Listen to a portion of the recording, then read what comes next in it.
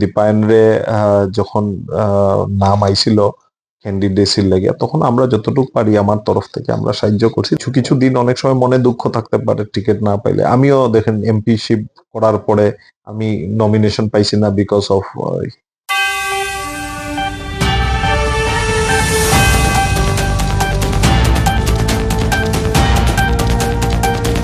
নমস্কার, the podcast show by সর্বভারতীয় সিলেটি ফোরামের আরো একটা এপিসোডে আপনারা স্বাগত জানাই।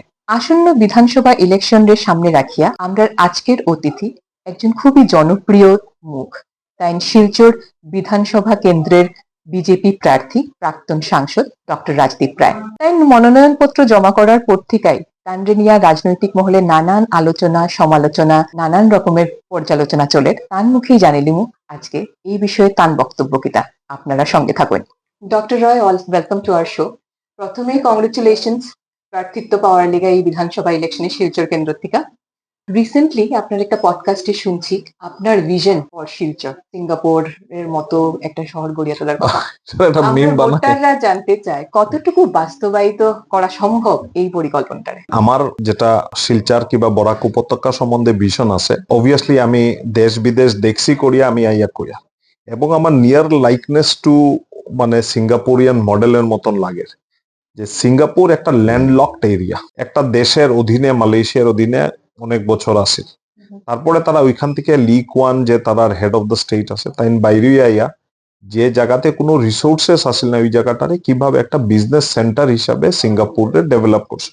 আজকের দিনে পৃথিবীর মধ্যে যদি কেউ কইতে লাগে সবচেয়ে সেফেস্ট শহর কোনটা in terms of transportation, in terms of women safety, তাইলে আমরা দেখতে পাই Singapore is number 1 in the world. কাজেই আমার মনে হয়, আমার যে ভিশনটা ছিল যে বরাক উপত্যকারে একটা বিজনেস হাব কিভাবে বানানি যায়, এটার লাগিয়া আমার চেষ্টা। কারণ দেখুন, একটা বিজনেস হাব হইতে গেলে 4 রকমের ট্রান্সপোর্টেশনের মোড লাগে। নাম্বার 1 হইলে রাস্তাঘাট লাগে, ভালো রাস্তাঘাট। নরেন্দ্র মোদীর অধীনে আজকে আমরা এক্সপ্রেসওয়ে হইতে চলে, এটা 22,000 কোটি টাকার প্রজেক্ট। এছাড়া শিলচরের লগে শিলং এর হইয়া রাস্তা আছে, অলরেডি এক্সিস্টিং রাস্তা আছে। একটা অটল বিহারী বাজপেয়ীর দেওয়া একটা রাস্তা হাফলং নোয়াগাঁও হইয়া গুয়াহাটি আছে। আমরা এই জায়গার লগে ত্রিপুরা, মণিপুর, মিজোরামের কানেকশন আছে। তো রাস্তা দিক স্বয়ং সম্পূর্ণ, নাম্বার 1। নাম্বার 2, আমরা এখানে ট্রেন লাইন এখন বাড়ি গেছে, ব্রডগেজ আই গেছে, ইলেকট্রিফিকেশন হয়ে গেছে। শিলচর থেকে প্রায় মানে 25-30টার উপরে ট্রেন ভারতবর্ষের অন্যান্য জায়গায় যায়। তো মালবাহী গাড়িও আইতেছে 2 নম্বর। 3 নম্বর এয়ার কানেক্টিভিটি। শিলচরে একটা এয়ারপোর্ট আছে, কিন্তু আগামী দিনে একটা ডলু গ্রিনফিল্ড এয়ারপোর্ট প্রজেক্ট হইব, যেটাতে ওয়াইড বডিড এয়ারক্রাফট মানে 180 সিটার প্লাস ক্যারিয়ার নামার সুযোগ সুবিধা হয়ে যাইব। 4 নম্বর এন্ড দ্য মোস্ট ইম্পর্টেন্ট জলপথে এখানে মাল আইতে পারে, পণ্য সামগ্রী আইতে পারে, যেটা রাস্তায় মুভ করতে পার টন আমার মুভ করতে 1.5 টাকা থেকে 2 টাকা লাগে। এটা জলপথে আইলে 25 পয়সার থেকে 40 পয়সার মধ্যে হইব। তো 25 পয়সার থেকে 40 পয়সার মধ্যে যদি পণ্য সামগ্রী ট্রান্সপোর্ট করা যায়, তাইলে দের ইজ নাথিং লাইক ব্যবসায়ী মানুষের লাগিয়া ইট উইল বিকাম হেভেন। মানে এরকম একটা পরিস্থিতির আমি পিকচার দেখতেছি, যেখানে মানুষে ওয়্যার হাউজিং করিয়া এখানে সব বড় বড় বিজনেস হাউস আইয়া তারার অফিস ওয়্যার হাউস এই জায়গাতে খুলবো, এবং এই জায়গার থেকে তারা ভারতবর্ষ এবং সাউথ ইস্ট এশিয়ার অন্যান্য জায়গায় যাওয়ার রাস্তা, সেটা ট্রেন হোক, জলপথ হোক, এয়ার হোক, সব দিকে যাওয়ার রাস্তা পাই। এর লেগে আমি কইছি যে সিঙ্গাপুরিয়ান মডেল। আমি কইছি না সিঙ্গাপুর বানাইলে, it is practically not possible. We have to understand. আমার উপরে এটা মিম বানানোর কোনো মানে নাই। আমি যেটা কইছি যে একটা হইল গিয়া যে এটারে আমরা একটা মডেলে এটারে তৈরি করা। তো আপনি যদি আজকে নির্বাচিত হইয়া আইন, what would be your top 3 priorities for the development of Silchar? দেখেন, শিলচরের টপ 3 প্রায়োরিটির মধ্যে হইল গিয়ে, যেটা সবচেয়ে বড় শিলচরের প্রবলেম আমার লাগতেছে, এটা হইল গিয়ে আরবানাইজেশনের প্রবলেম। মানে আনপ্ল্যান্ড আরবানাইজেশন হইলে অনেক সময় এটা হয় আর কি। আর আমরা শিলচর শহর 1947 ইংরেজির পর থেকে আস্তে আস্তে হঠাৎ করে মানুষের এক্সপ্লোশন হয়েছে, বিকজ বাংলাদেশের ইস্ট পাকিস্তানের ক্রিয়েশন হয়েছে। পরবর্তীকালে যেখানেই অন্য জায়গাতে রায়ট হয়েছে, উত্তর পূর্ব ভারতে যেখানেই মানে ethnic son of the soil related ইস্যুতে যেখানেই গন্ডগোল হয়েছে, ওই জায়গার বাঙালিরা কিন্তু বরাক উপত্যকাতে আইয়া সেটেল করছে। আজকে লিঙ্ক রোড হোক, বিবেকানন্দ রোড হোক, এরকম এরকম জায়গা যারা আইসে 70-এর দশকে 80-র দশকে বাইরে থেকে আইয়া থাকছে, তারা কিন্তু ভারতীয় সব, তারা সব প্রাইমারিলি উদ্বাস্তু, তারা অরিজিনাল বাড়ি হয়তো দেখবা গিয়ে আজকের দিনের বাংলাদেশে আছে, কিন্তু তারা হয়তো গিয়া শিলং সেটেল করছে, তারা ইম্ফল সেটেল করছে, তারা অরুণাচল, ডিমাপুর, গুয়াহাটি, সবেরই একটা বরাক উপত্যকাতে, যেহেতু এটা বাঙালি মূলের জায়গা, বাঙালি অধ্যুষিত এলাকা, সবে ভাবে একটা বাড়ি করিয়া রাখি, একটা ফ্ল্যাট কিনিয়া রাখি, একটা জায়গা ছোট হইলেও একটা জায়গা কিনিয়া রাখি। তো এইরকম একটা পরিস্থিতিতে শিলচর হঠাৎ করিয়া একটা এক্সপ্লোশন হইছে আফটার আস্তে আস্তে 47।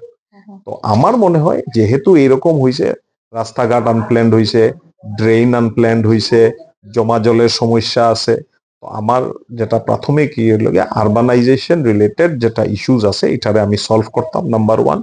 নাম্বার 2 হইল শিলচরের কমিউনিকেশন বাড়াইতে লাগে, রাস্তাঘাটটারে আরেকটু বেটার করতে লাগে, ইন্ট্রাসিটি রাস্তাঘাটটারে আরেকটু ভালো মসৃণ করতে লাগে।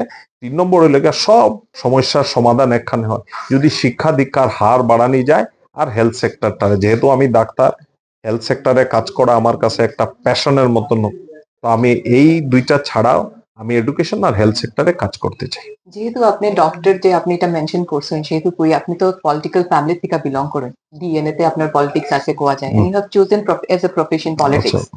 পলিটিক্স আপনার কাছে অ্যাকচুয়ালি কিতা, path to power or a responsibility to এটা সার্ভ একটা দ্য সেবা, সোসাইটি? এটা সেবা করার একটা মাধ্যম। কারণ আমি আমার বাবা ঠাকুরদারে আমি অতটা পাইছি না, কারণ তাই তাড়াতাড়ি মারা গেছে, আমার সেই মানে ইয়ে হয়েছিল না তখনও। তো যেটা আমি দেখছি, এবং আমার বাড়িতে অন্যান্য যারা আমার বাবার ভাইরা কিংবা আমার মার দিকের ফ্যামিলি, আমার শ্বশুর বাড়ির দিকটাও অ্যাকচুয়ালি পলিটিক্যালি ইনক্লাইন্ড। আমি মোটামুটি যেটা আমি দেখছি এটা হইল গিয়া যে পলিটিক্স দিয়া মানুষের সেবা কিভাবে করা যায়। ডাক্তার হিসাবে সেবা করা যায়, ডাক্তার হিসাবে 10টা মানুষে রুগী দেখলে 4টা মানুষে আমি ফ্রিতেও দেখিয়া দিয়া দিলে অনেক, তো আমার রেকর্ড অনেক আছে, দেখলে আপনারা পাইবা যে অনেক মানুষে আমি ফ্রিতে অপারেশন করছি। তো আমি ভাবি যে পলিটিক্স একটা সেবার মাধ্যম, ডাক্তারি দিয়াও সেবা করা যায়, কিন্তু পলিটিক্স দিয়া সেবাটা, এটা পরিধিটা অনেক বাড়ি যায়। তো আমি এটা ভাবি যে পলিটিক্স করিয়াও সেবা করার একটা মাধ্যম হয়। আপনি আপনার বাবার কথা কইছেন, শ্রদ্ধেয় বিমলাং সুধা অ্যাকচুয়ালি জনদরদি নেতা আসলা, মানুষের সঙ্গে জ্ঞান নিষ্ঠা, মানুষের প্রবলেম গুলা সলভ করতে জায়গায় শুনিয়া শুনিয়া।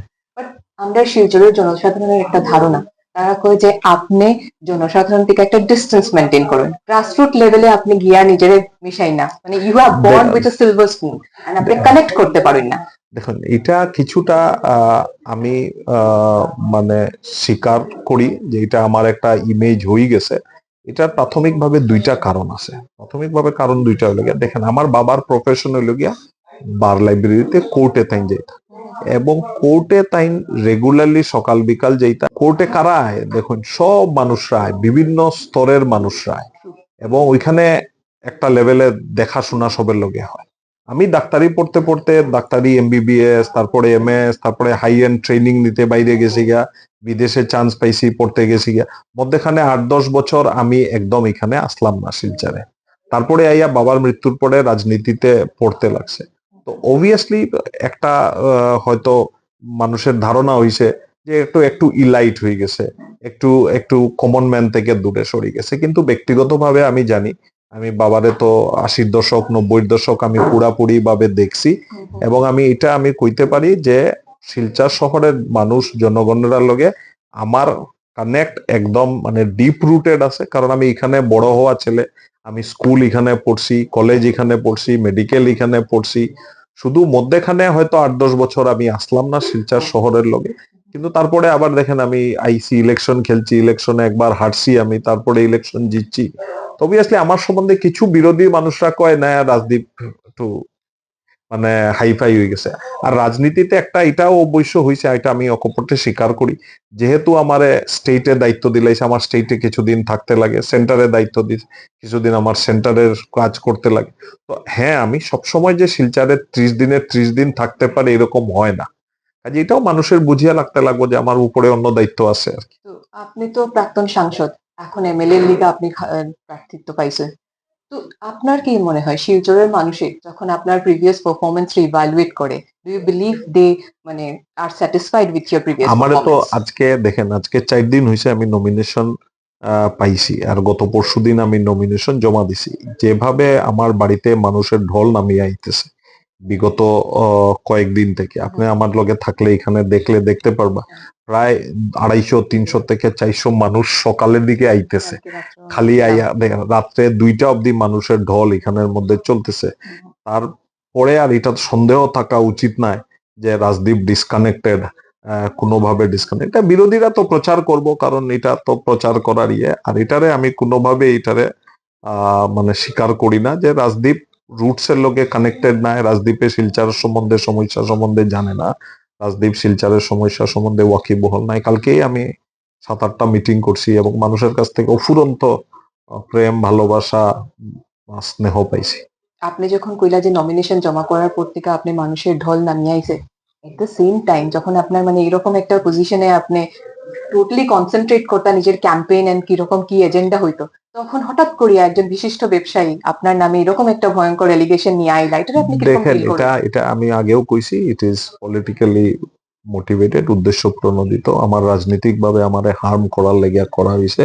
মানুষে দেখতে পাইতেছে যে রাজদীপরে এখানে বিজেপির ক্যান্ডিডেট রে হারানি যাইতো না। তো এরকম একটা চিন্তা করিয়া কিছু একটা যাতে রাজদীপরে নিচে নামানি যায়, রাজদীপরে মানুষের চোখে ছোট করিয়া দেখা যায়, এটা করার চেষ্টা করেন। আমার একদম 100% ভাবে আমি দৃঢ়তার সঙ্গে কইতে পারি যে আমার এগেনস্টে কোনো অর্থনৈতিক কেলেঙ্কারি করার, কোনো স্ক্যাম করার কোনো রেকর্ড নাই। আর আমি কাউর লগে কোনোদিন কোনো অর্থনৈতিক ভাবে কাউর লগে কোনোদিন আমি এরকম স্ক্যাম করছি না। এখন আবার আপনার ভিশন নিয়ে, শিলচরের ভিশন নিয়ে আইছে জব ক্রিয়েশন বা এখানের মধ্যে এমপ্লয়মেন্ট, ইন্ডাস্ট্রিয়ালাইজেশন, এমপ্লয়মেন্টের ব্যাপারে এটা নিয়ে আপনার কি প্ল্যান? আমি তো কইলাম এটা, যেটা প্রথম হইল গিয়ে এইখানে একটা বিজনেস হাব ক্রিয়েট করা বরাক উপত্যকাতে। এই বিজনেস সেন্টারটা যদি আমরা ক্রিয়েট করতে পারি তাহলে অবভিয়াসলি সরকারি বেসরকারি সব ধরনের চাকরি এখানে জেনারেট হইব। শিলচর শহরে এমনি পড়াশোনার হার একটু বেশি আছে অন্যান্য আসামের অন্যান্য জায়গা থেকে। আমরা এটারে আরো বাড়াইতে লাগবো, যতটুকু অ্যাচিভ করছি অতটুকু আমরা সন্তুষ্ট হওয়াইলে উচিত না। নাম্বার 1। নাম্বার 2 হইল গিয়ে স্কিল দিতে লাগবো, যারা এখানে কাজ করব তারা কাজ করার স্কিল থাকতে লাগবো। আমি গ্রাজুয়েট ছেলে, কিন্তু আমি টাইপ করতে জানি না, কম্পিউটার চালাইতে জানি না, তো I don't have any skill. তো গ্রাজুয়েট হয়ে আমার লাভ কিটা হইলো? তো আমরা খালি পড়াশোনাটাই একটা মাধ্যম নয়, পড়াশোনা ছাড়াও হাতের কাজ আমার জানতে লাগবো। এই হাতের কাজ জানার যে স্কিল, এটা ট্রেনিং হইতে লাগবো। আর অবভিয়াসলি যখন এই 2-3টা সেট আমার কাছে বক্সে স্টিক হয়ে গেল, তখন আমার কাছে জব মার্কেট খুলি যাইব। আমি এখানে আগে একবার কল সেন্টার, একটা 200 সিটার কল সেন্টার সরকারের কাছ থেকে আনিয়ে আরম্ভ করার লাগিয়া একদম অগ্রসর হয়েছিলাম, কিন্তু যাই হোক সময়ের সাপেক্ষ তখন এটা হইছে না। দেখি আগামী দিনে আমি আরো কিছু ভাবে এখানে এখন তো কল বিপিও সেন্টার সেক্টরটা একটু একটু ইয়ে ডাউন হয়ে হইছে, গেছে। হ্যাঁ, তো তথাপিও কিছু একটা স্টেগনেশন আইছে, ওই লেভেল তো থাকবো আশা করা যায় আগামী দিনেও। তো হোপফুলি এই অঞ্চলে ট্রেড এন্ড কমার্স এর জড়িয়তে সরকারি এবং বেসরকারি চাকরি উইথ লিটারেসি, মানে this thing indicators A fulfil করিয়া স্কিল যারা আছে তারারে চাকরিতে অ্যাবজর্ব করা কিভাবে যায় এটার দিকে আমার নজর থাকবে। এট প্রেজেন্ট শিলচরের সবচেয়ে বড় সমস্যাটা আপনার কিটা মনে হয়? আমি কইলাম না, leadership, identity or development? Development তো হইতেছে, ডেভেলপমেন্ট হইতেছে। Leadership identity is also not a সমস্যা, আমি মনে করি না ঠিক সেইভাবে leadership and identity is a সমস্যা।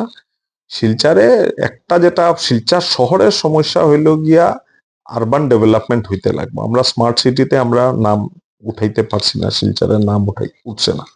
তো স্মার্ট সিটি হইতে গেলে যে যে জিনিসের দরকার আমার মনে হয় ওইগুলা বক্সেস আগামী দিনে সব টিক করিয়া এই একটা একটা করিয়া আমরা করতে লাগবো। যেরকম শিলচর শহর needs to be monitored by 24/7 CC cameras.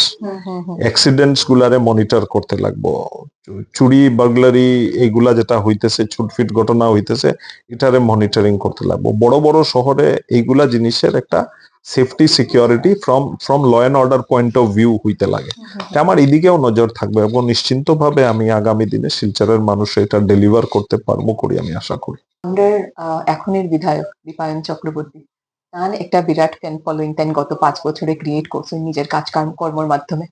তারা হঠাৎ করে খুব আশা হতো বিরক্ত তারা কর যে নটাতে দিমু বিজেপিরে দিতাম না, এটা নিয়ে আপনি কতটুকু না ভাবতেন? দেখেন, এটা সাময়িকভাবে হয়েছে। দীপায়ন আমার বন্ধুবর। দীপায়নের রাজনৈতিক জার্নিতে আমি তার লগে উই মুভড অ্যালং টুগেদার সব সময়। এবং দীপায়ন রে যখন নাম আইছিল ক্যান্ডিডেসির লাগে, তখন আমরা যতটুকু পারি আমার তরফ থেকে আমরা সাহায্য করছি। দীপায়নও জানে এটা এবং দীপায়নে কাজ করছে। আমিও তার কাজে, দীপায়নের কাজে গিয়ে কোনোদিন ইন্টারফেয়ার করছি না। ইন দ্য মিন টাইম আমরা একলগে 3টা বছর, তাই এমএলএ আসলাম, আমি এমপি আসলাম। সো একসঙ্গে কাজ করার অভিজ্ঞতা আছে। এখন দলে আমারে দায়িত্ব দিছে। We are in touch regularly, আমরা রেগুলার কথাবার্তা, মিটিং টিটিং থেকে আমার নমিনেশনে হি ওয়াজ মাই ফার্স্ট প্রপোজার। এবং এছাড়াও কালকে আমরা একটা বড় সড়ো করি একটা মিটিং করছি। মিটিং এর মধ্যে একটা ভালো মেসেজ গেছে। কিছু কিছু দিন অনেক সময় মনে দুঃখ থাকতে পারে টিকিট না পাইলে। আমিও দেখেন এমপিশিপ করার পরে আমি নমিনেশন পাইছি না বিকজ অফ আমার যারা ব্যক্তিগতভাবে ভালা পায় কিংবা দলীয়ভাবে ভালা পায়, অনেকে কইছে যে এটা ডিসিশন ঠিক হইছে না। But we cannot rest on this decision. Life has to move on. Politics is dynamic. Politics এর মধ্যে কোনোদিন স্থিরতা আয় না। There is no vacuum anywhere. আজকে আমি আসি, কালকে আমি নাও থাকতে পারি। ঘুরিয়ে আবার দীপায়ন চক্রবর্তী আবার আইতেও পারে, কিংবা আবার নতুন আরো কেউ আইতে পারে। Dipayan Chakraborty may go and fill some other vacuum and he may rise up the ladder in that direction. তো রাজনীতিতে it is very difficult to say কার ডেস্টিনি কই আছে, নোবডি নোজ। যারা এখনো আপনার প্রার্থিত্ব নিয়ে ডাউটফুল, তারার লিগা ওয়ান লাইনারে আপনি কিতা মেসেজ দিবা to build their trust on you? Come and join the development bandwagon of Dr. Rajdeep Rai and BJP. All the best. Thank আর থ্যাংক ইউ আপনার এত ব্যস্ত সময় থেকে আমরারে সময় বার করিয়া দেওয়ার লিগা। ধন্যবাদ। নমস্কার শ্রোতাবৃন্দ সবাইকে আমার নমস্কার।